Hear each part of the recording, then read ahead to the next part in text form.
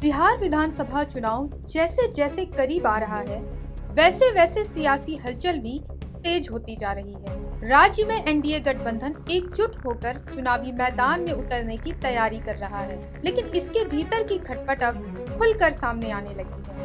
खासकर बीजेपी के हालिया चुनावी नैरेटिव पर जेडीयू का रुख साफ संकेत दे रहा है कि दोनों दलों के बीच मतभेद बढ़ सकते हैं। ऐसे में एनडीए में चल रही इस आपसी खटपट के बाद राजनीतिक गलियारों में ये सवाल उठने लगे हैं कि क्या ये मतभेद चुनावी नतीजों पर असर डालेंगे। दरअसल बीजेपी ने इस बार अपने अभियान का फोकस घुसपैठिया और कथित जनसांख्यिकी संकट पर रखा है। पार्टी का दावा है कि सीमांचल के जिलों में बांग्लादेश से आए अवैध प्रवासी बड़ी संख्या में बसे हैं, जिससे मतदाता सूची प्रभावित हो रही है। वहीं प्रधानमंत्री नरेंद्र मोदी ने भी पूर्णिया की रैली में साफ कहा कि एनडीए सरकार देश के हर घुसपैठिए को बाहर निकालने के लिए प्रतिबद्ध है। इसके बाद गृह मंत्री अमित शाह ने भी कई कार्यक्रमों में कांग्रेस और आरजेडी पर आरोप लगाया कि वे इन घुसपैठियों को बचाने का काम कर रहे हैं। ये राहुल बाबा अभी एक घुसपैठिया बचाओ यात्रा लेकर निकले। मुझे दिल्ली वाले बताए अपनी मतदाता सूची से घुसपैठियों को हटाना चाहिए या नहीं हटाना चाहिए। अरे जोर से बोलो, हटाना चाहिए या नहीं हटाना चाहिए। किसको बचाने निकले? ये कांग्रेस पार्टी घुसपैठिया बचाओ यात्रा लेकर निकली है। मैं आज इस मंच से देश की जनता को कहने आया हूं, बताने आया हूं कि इनको पहचान लीजिए। वो चाहते हैं कि घुसपैठिए हमारी मतदाता सूची के अंदर बने रहें, क्योंकि उनको भारत के लोगों पर भरोसा नहीं है। घुसपैठियों के आधार पर चुनाव जीतना चाहते हैं। हालांकि इस एजेंडे को लेकर जेडीयू ज्यादा उत्साहित नहीं दिख रही। जेडीयू की राजनीति हमेशा से विकास, सामाजिक न्याय और धर्मनिरपेक्ष मूल्यों पर आधारित रही है। पार्टी के वरिष्ठ नेताओं का कहना है कि चुनाव में ध्यान विकास कार्यों, कानून व्यवस्था और सुशासन मॉडल पर होना चाहिए, न कि सांप्रदायिक ध्रुवीकरण पर।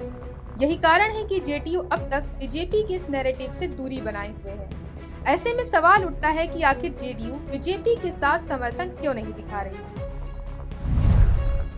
दरअसल नीतीश कुमार की पार्टी जेडीयू का वोट बैंक एक बड़े हिस्से में अल्पसंख्यक समुदाय से भी आता है।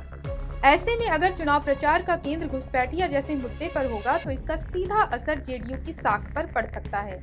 जेडीयू मानती है कि उसे इस नैरेटिव का समर्थन करने पर अपने पारंपरिक वोटरों की नाराजगी झेलनी पड़ सकती है। यही वजह है कि वे बीजेपी के सुर में सुर नहीं मिला रही।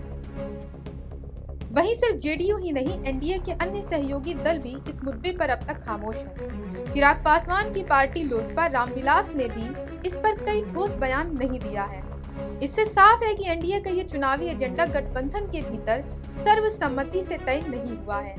ऐसे में विपक्ष ने तुरंत इस मुद्दे को लपक लिया। विपक्ष ने बीजेपी के इस मुद्दे को सांप्रदायिक ध्रुवीकरण की कोशिश बताया।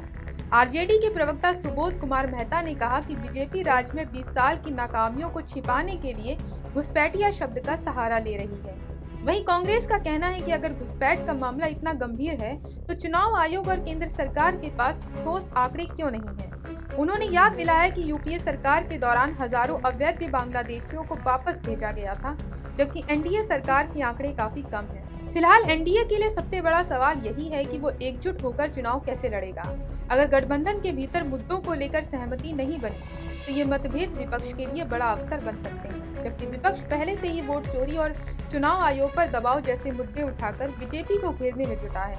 ऐसे में अगर एनडीए के घटक दल अलग अलग एजेंडे पर चलेंगे तो चुनावी नतीजे प्रभावित हो सकते हैं। कुल मिलाकर बिहार चुनाव में बीजेपी का घुसपैठिया नैरेटिव और जेडीयू का इससे किनारा करना आने वाले दिनों में गठबंधन की परीक्षा लेने वाला है, जहां ये देखना दिलचस्प होगा कि क्या एनडीए इस मुद्दे पर सामंजस्य बिठा पाता है या नहीं, और अगर नहीं तो ये खटपट चुनावी नतीजों में साफ नजर आ सकती है। Bureau report, Punjab Kesari TV. हमसे जुड़े रहने के लिए हमारे YouTube चैनल को सब्सक्राइब करें और नई वीडियो की नोटिफिकेशन के लिए बेल आइकॉन को दबाएं।